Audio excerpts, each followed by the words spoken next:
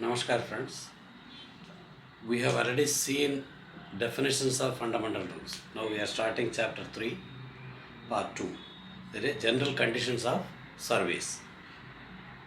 Generally, what are all the basic rules we will see now. One is rule number 10. Except as provided by this rule. Any exception is given here that we are not seeing now. No person may be appointed in India to a post in government service without a medical certificate of health. The central government may make rules prescribing the form in which the medical certificate should be prepared and the particular medical or other officers by whom they should be signed. It may, in individual cases, dispense with the production of a certificate and may, by general orders, exempt any specified class of government servants from the operation of this rule. That is only exception. Now let us see. What is medical certificate? And some specific form they say. One is for non-gazetted, any senior medical officer level is there, their certificate will do. But for gazetted officers, it is by medical board. And in some engineering related departments where physical health also is important, they will have additional conditions also. These are all essential.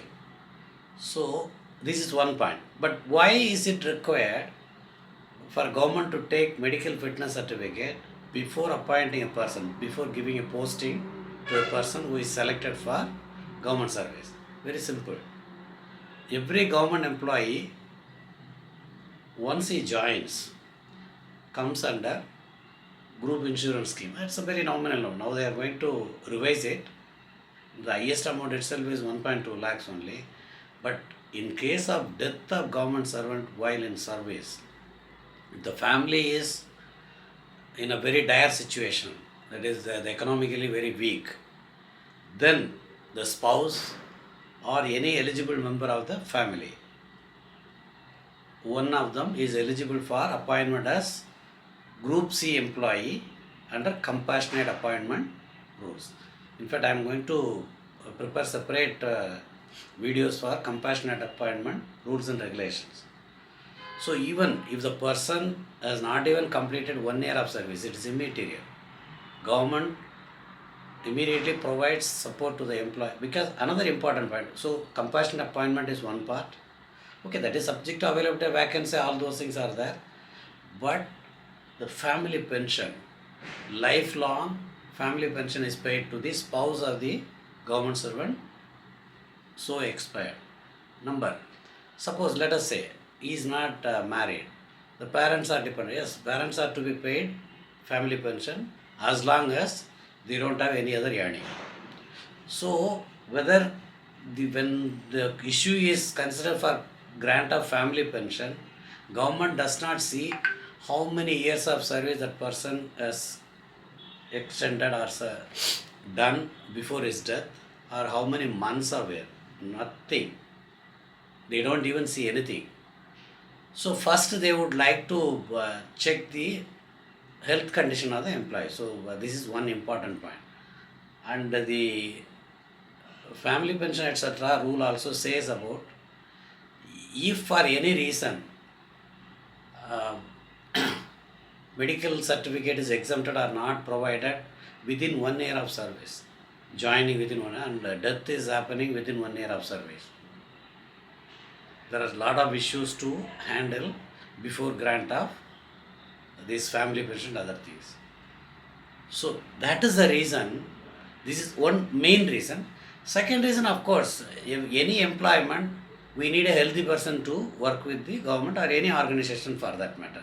That is okay, that point is shown as a primary, but the implication is, in case of death of a government servant for whatever reason, so the family pension part and all those death gratuity, everything.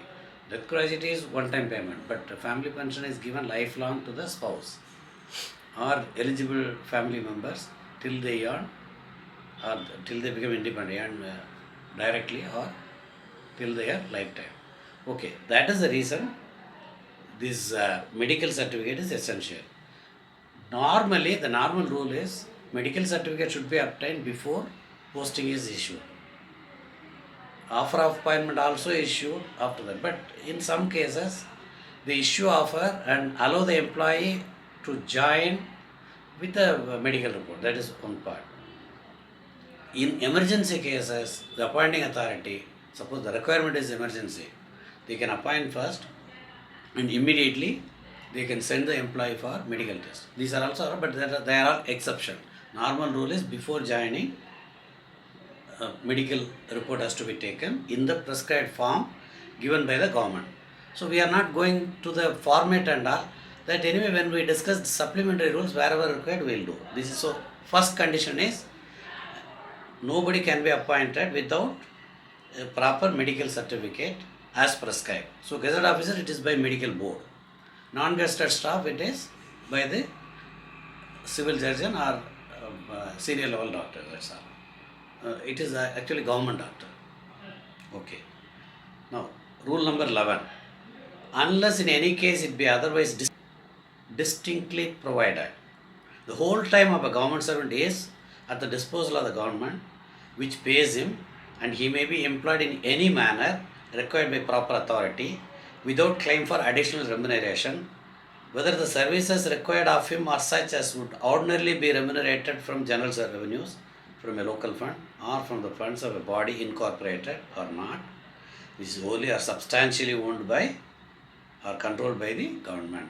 See, now the exception, anything is there, we are not discussing now. But normally, whole time of the government servant. See, people cannot say my office time is 9 to 5:30 only. So afterwards, I don't bother about government service. No.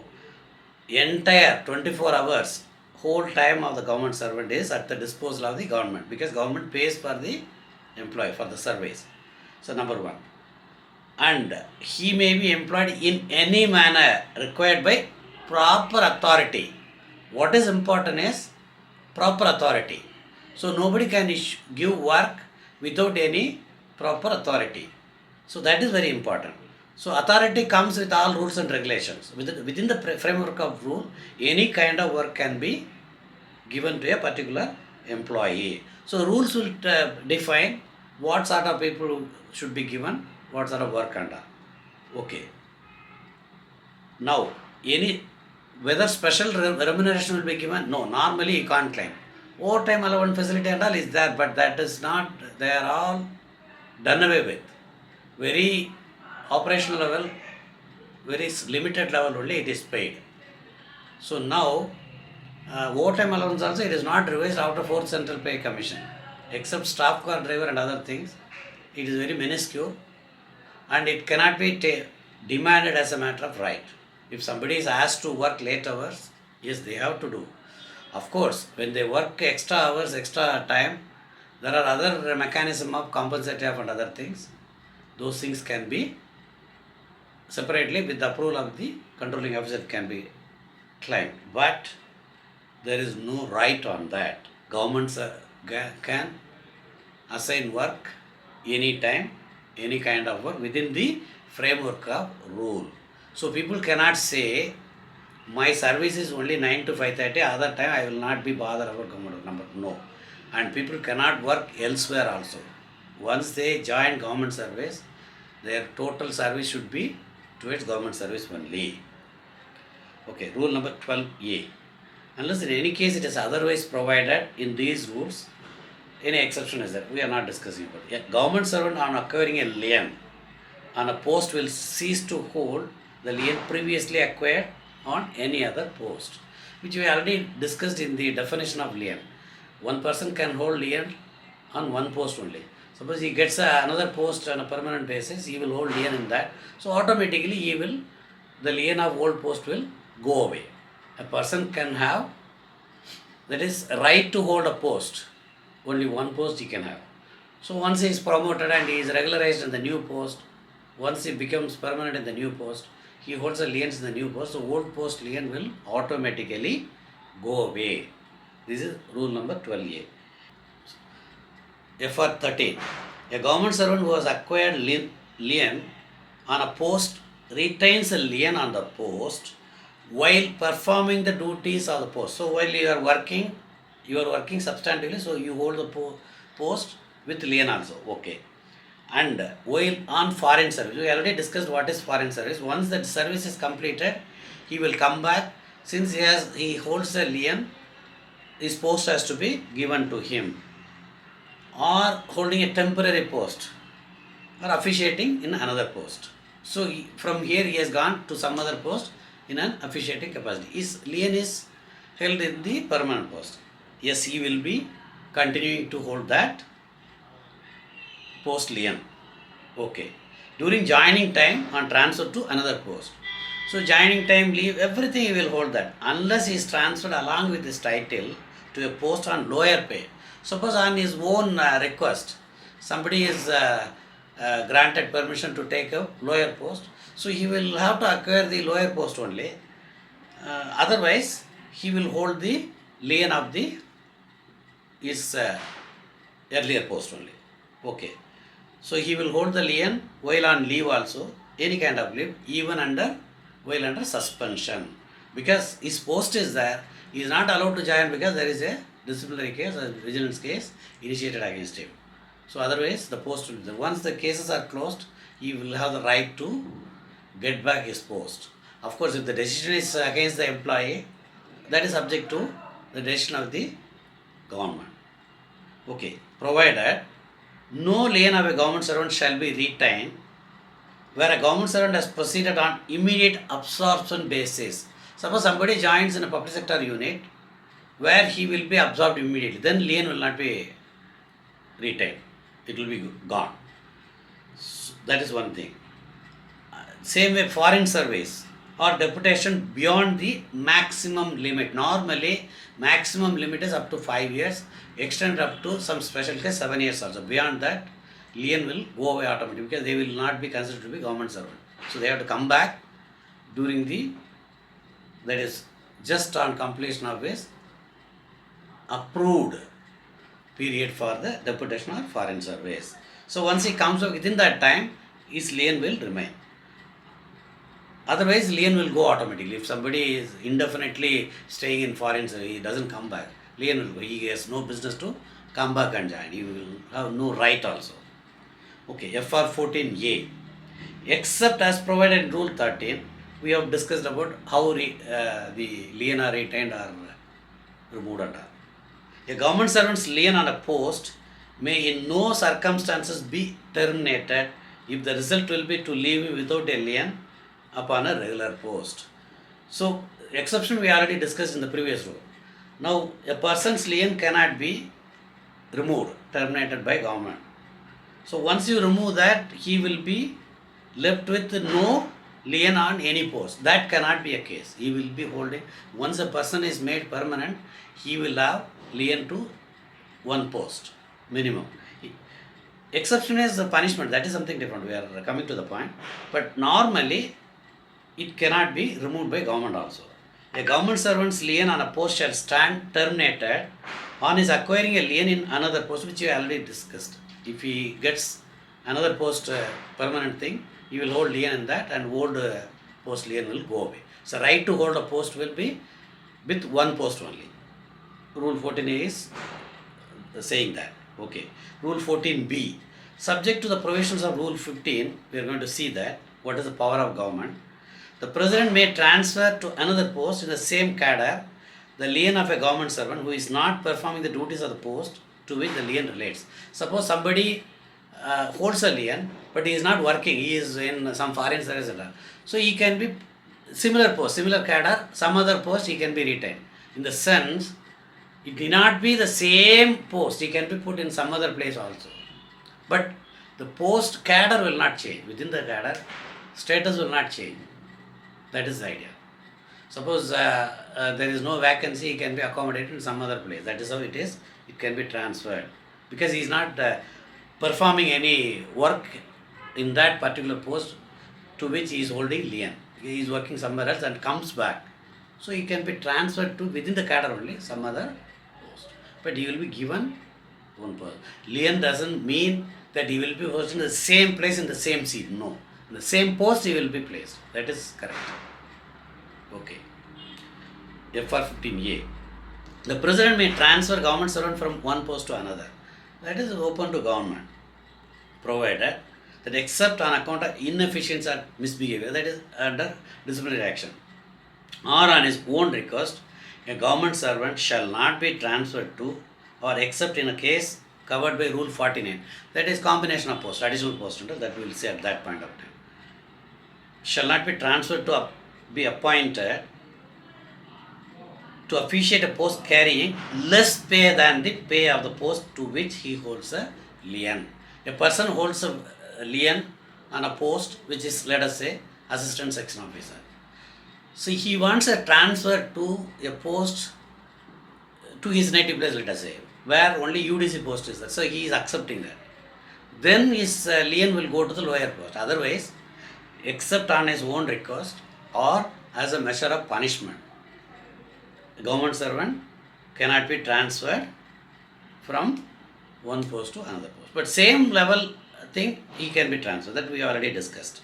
So lien also ensures his status does not come down unless it is a measure of punishment. Punishment is through all due process of law, with CCS, CCA rules, conduct rules, everything. Okay. FR 16. A government servant may be required to subscribe to a provident fund, a family pension fund, or any other similar fund in accordance with such rules as the president may by orders prescribe. As of now, even the new pension people, they do not have provident fund. But other family pension, not similar fund, pension fund they have now. So under FR 16, government has made now new rules where government employee is required to contribute for his pension fund, not family pension, any other fund, that is new pension fund. And GPF has been done away with after 31 December 2003. So prior to that it was there. So naturally this rule must have been amended. Let me check. But now GPF is not there for the employees who joined on or after 1st January 2004. So last 20 years it is not there, GPF business. Old people still have. People who have joined prior to 1/1/2004. Okay, FR 17 is an important rule. Subject to any exception specifically made in these rules and to the provisions of sub-rule 2, we are going to discuss now, an officer shall begin to draw the pay and allowances attached to his tenure of a post with effect from the date when he assumes the duties of that post, and shall cease to draw them as soon as he ceases to discharge those duties, provided an officer who is absent from duty without any authority shall not be entitled to any pay and allowances during the period of such absence. FR 17(1). So exception we will discuss separately. Other than that, sub rule also we are going to do, that is FR 17A. So rule FR 17 sub rule 2 and 17A and all we will discuss separately. But this is a person can start drawing his salary the moment he take charge of the post, that is assumes the duty and start doing the work. Once he assumes the duty, yes, he is entitled to draw the salary. Suppose he is unauthorizedly absent, he is not without any authority, that is unauthorizedly absent. So he is not entitled to salary, no work, no pay. Here one case I would like to tell you, in my service, there was a case where one person was absenting for years together. He was drawing his salary. When I was appointed in that section as head of the office, in the particular office, the case came to me, and within 15 days, because I told my section people, look, past case, any delay, etc., I am not bothered. Any pending cases, within 2 weeks you put up to me, I will not question why it is delayed. And we will try to dispose of such cases. Beyond 15 days, if any old pending cases come to my knowledge, the individual will be held responsible. This is what I told. And people brought all old cases and all. Like in that, this particular case, this gentleman was absent and he was transferred from one section to another section, so he went to court court has first time has nullified his shifting on some technical ground. Again, government has made, department has made some changes in the rule and all, and then he was transferred to, within the same station, he was transferred to some other division. So he went to court again, it was dismissed. He went to High Court, it was dismissed. He went to Supreme Court, it was dismissed. So Supreme Court said if he doesn't join, you take disciplinary action. In fact, my memory says, I think if my memory is right, he was imposed some cost also, some penalty by the Supreme Court. He reported for duty because Supreme Court order he can't violate because it will go against him entirely. Reported for duty, then he did not come to office. And so after reporting for duty, his salary was paid. Earlier also, I think some period it was paid and then they might have stopped also. But here, once he is joined, he reported for duty and then he stopped attending office, which was in 2019. April, sometime in April. And October, his head of the office, the head of that institution, the unit, he sent a message October of 2019. Sent a message to headquarters that so and so is not seen in the office at all. So necessary action may be taken. So officers issued some memo and all. He has started questioning all those memos, etc. Salary was paid. Salary was continued to be paid in the interim period, April onwards. Though he, as per record, he joined only one day. So he did not do any work. Next day onwards, he was not coming to office, but writing every complaint against everybody, all nonsense. It was going on and on. He will always call himself as whistleblower or something. It was going on and on. So sometime March they have issued one memo. This COVID lockdown has been imposed. So there was a lack, salary was paid. I took up the job sometime in August end, and September, mid of the September, the file came to me with that. I immediately said, why salary is paid? So they said, no, we have to take approval from state center and all, something they were telling. First I put up for our head of the department approval for stoppage of salary. Pending disciplinary action, first we will invoke FR 17(1), I said. No decision was taken. File was returned with no decision within a month or something. October has come. So my reporting officer, that is between head of department and myself, that officer called me. She blasted me. Why you put up this file? I said, it is an absent case. We should stop the salary. No, he is in state center. You can't put up it. Then why file is with us, I asked. Because I was new to that unit. If he is not under our control, why the file was dealt with by us? That you check with the section. Don't ask me. Then I asked, what is the problem? Madam says that we should not take up this case. No. His head is sitting in other unit. But administrative support, we are only extending. They don't have administration. Then I said, okay, you move the file to that officer. I prepare a draft memo that if you don't join within 3 days, we will stop the salary, invoking FR 17(1). No response. That officer also delayed, and sometime mid of December, 3rd week of December, I got the file back without decision. Then I asked what is the problem, and the file I went on to record that it is indecision, it leads to loss of government money. Many things I wrote and sent back the file seeking his approval for invoking FR 17(1). He has approved, yes, invoke rule to stop the salary. With that, immediately I issued an advice to DDO to stop the salary. From December onwards, his salary was stopped. All hell broke out. He wrote so many things against me, against department, everything. My right to life is violated. So many things. Where is the right to life? He is not threatened to life. It is a contract. He is not working, so he is not paid. And rule is very clear. An officer who is absent from duty without any authority shall not be entitled to any pay and allowance. I was holding only this point. So he is not entitled.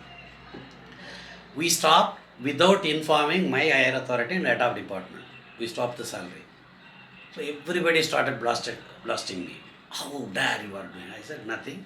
His reporting officer, his controlling officer has also sent a note to me. He is having power, and here salary drawing, I am head of office, so I have issued note to the DDO to stop the salary. No, how dare, you cannot stop. So many things. And they were quoting some wrong presidents and other things and said, no, you can't stop the salary without the approval of the appointing authority, who is for a group A officer who is minister of the department. I said, no, for salary stoppage and all, appointing authority is not required. HO level is sufficient because no delegation is given. HO can do. It is only he is not entitled. So we are only stopping the salary. We are not removing his salary. He is not entitled, so we are not paying. Simple as that, I said. 3 to 4 months. Every week there will be pages and pages of complaint against me. A junior fellow has stopped my salary. He was one level above me when he was absent, the person. So my higher authority used to call me and blast me everything. You release the salary. I said no. I cannot put up for releasing the salary unless he reports for duty. Or you send an order, in spite of his being absent, you release the salary. Such order you send, I will forward that to DDO. I cannot do. In fact, I got blood pressure for 3-4 months every time the way I was treated by my authorities. Why you stop the salary? And he sent to minister complaints, many things, ministry and ministers everywhere. My right to life is violated. Everywhere he was writing because his salary was stopped. My question is, he has been overpaid because he has not attended office from 19 onwards as per our record. Earlier thing they have to check. Whatever is with us, 2019 onwards, he has not been attending office and collecting salary. So that is overpayment. Lakhs of rupees has been paid basically for a senior officer who is not attending office. It is overpayment. That has to be recovered, I was telling. That we will take up separately. Now we have stopped the salary because recovery only when the final settlement or is joining only we can do. Now where we will go? You can't go behind it. So separately disciplinary action is going on. In that we will include recovery of salary also, overpayment. And the ministry, in one of his complaints, they have remarked against stoppage of salary attributed to me personally. The ministry officer has written, this is internal matter of NIC, my department. So they have neither said it is right nor said wrong. It is internal matter there. So within their power, it means it is their NIC's power. That is what they meant. From that day onwards, the pressure on me was stopped totally. They were, afterwards only my superior authorities were convinced that I was right. But still he kept on writing. And I was initiating for disciplinary action and all. So many queries, things were going on and on. Committee was constituted. So many things were done. And of course, in 2023, I retired. In fact, I was moving for invoking FR 56J, dead woods removal, that is compulsory retirement. That also was shot down informally. But that was invoked after my retirement, that is what I heard. Now the ministry has asked, when the file was processed for disciplinary action, the ministry has calculated some 60 to 70 lakhs overpayment. Who is responsible for this payment? Fixed responsibility. This one. So when I got the file, I struggled for 3 months to arrive at a decision with the higher authorities, and once left with no choice, with only his reporting officers telling that you invoke, with that we stopped. Another 4 months, the bombardment on me was so huge. The people do not know the rule. They say it is only minister who can stop the salary. I said, if you say that, it is only the ministry who can pay salary, I said, because the FR 17.1 says the person when he joins, he is entitled to draw salary. If he doesn't do work, he is not entitled. Not entitled, minister has to approve, you say. So entitled also, every file are you sending to minister? There is no such thing. Don't invoke like that. No, you are stretching the rule too far. Then they said, no, that appointment is approved. Payment of salary after his joining, is it approved? I asked. I was arguing for the sake of argument. These many things were going on. Lack of rule knowledge leads to all these problems. Now that person is removed under FR 56J and the recovery process is going on, I think.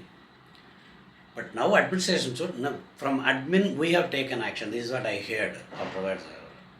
But personally, I bore the brunt of higher authorities' bombardment in this case. The reason is there are technical officers. Somebody will mislead them and no, you are taking wrong decision. How can you do all of this? These are all part of our thing. Once you are convinced, you have to go for implementing the rule. Okay, for 17 it's my biggest experience. Okay. Now, FR 17A, without prejudice to the provisions of rules 27 of CCS pension rules. Now, rules 1972, now it is 2021. A period of unauthorized absence in the case of employees working in industrial establishments during a strike which has been declared illegal, because industrial establishment people have the right to go for strike also if it is not declared illegal under provisions of the Industrial Disputes of 1947 or any other law for the time being in force. So if somebody goes on strike which has been declared illegal under the Industrial Disputes Act, that person, no, next case. In the case of other employees, as a result of action in combination or in concerted manners, such as doing a strike without any authority from or a valid reason to the satisfaction of the competent authority. So somebody goes on, other than industrial establishment, general employees going on strike. Because general employees, they are not covered under Industrial Dispute Act. So if they go on strike and competent authority can take action, number 2. Number 3, in the case of individual employee remaining absent unauthorizedly or deserting the post. Now, whatever I discussed now earlier, this comes under this case, remaining unauthorizedly absent, shall be deemed to cause an interruption or break in service of the employee unless otherwise decided by the competent authority for the purpose of leave travel concession. That is all after the inquiry and other thing. Quasi-permanency, now quasi-permanency business is not there. A person is appointed officiating level and he can become permanent only. In between, there is no such thing. Why this quasi-permanency and all came, I'll make a small video separately. It is a history actually. Now, the question of quasi-permanency doesn't arise. A person who is declared to have completed probation, he has to be considered to be substantive only. They have to issue orders, but they will be considered to be in a substantive capacity, the permanent level. So earlier the rules were very different. We will discuss in a small video separately. Otherwise it will go very long. So eligibility for appearing department examination, for which minimum period of continuous service is required. These things will have problem when the absence is deemed as interruption or break in service. Break in service has got other implications also, but these things cannot be done without issuing notice to the employee. That is, formal inquiry has to be done. So in the case which I discussed now also, the general perception was without issue of show cause notice, we stopped the salary, was the contention from the people who supported his case. So show cause notice, disciplinary action and all has to be approved by the appointing authority. Appointing authority is minister. So they were taking that point. That is for disciplinary action, not only for declaring break-in service, even it can be removal also. So for the purpose of this rule, strike include general or token or sympathetic or any similar strike or also participate in a bandh or in a similar activities. And 2, competent authority is appointing authority. So here appointing authority's approval is required for taking action in such cases. Now rule number 18. Unless the president in view of the exceptional circumstances of the case otherwise determines, no government servant shall be granted leave of any kind for a continuous period exceeding 5 years. If somebody is absent or not on duty for continuously 5 years, he will cease to be an employee. So exception is again department with the approval of minister, they have to issue exception for this. With these conditions of service we are completing. We will continue to see pay and other things in the next video. Namaskar.